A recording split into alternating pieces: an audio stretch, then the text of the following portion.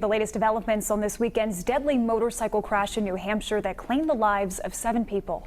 And today, the Massachusetts State Police Violent Fugitive Task Force arrested the driver of the truck that collided with a group of motorcyclists. 23-year-old Volodymyr Zakhovsky was arrested at his home. He faced a judge this afternoon charged with 7 counts of negligent homicide. 3 of the victims in that crash are from our area. Eyewitness News reporter Brandon Truitt spoke with a pastor who was close with one of the victims. He joins us now with that story. This group of motorcyclists were on their way to a charity event, and that's when police say part of the group was met with disaster. Now, family and friends of the victims are left to mourn. Pictures of the immediate aftermath of Friday night's deadly crash. I saw the truck, I don't even know, it was just all fire, it just exploded. New Hampshire State Police say a truck pulling a flatbed trailer was driving along Route 2 when it collided with a group of motorcyclists, killing 7. The truck had just blown up.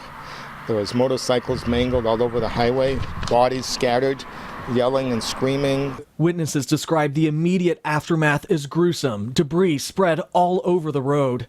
During a news conference Sunday, New Hampshire officials releasing the names of the victims. One of them, Daniel Pereira of Riverside, Rhode Island. I got a phone call from his sister-in-law, and I could tell by the tone of her voice that something wasn't right. Father Joseph Escobar has known Pereira since they were children. Dan was the kind of guy that was a friend to so many.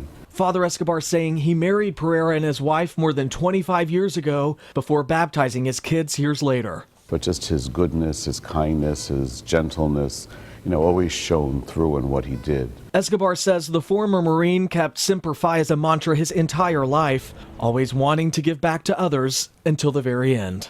The funeral service for Pereira is scheduled for Friday. More than 200 riders are set to show up to pay their respects. In the control room, Brandon Truitt, Eyewitness News.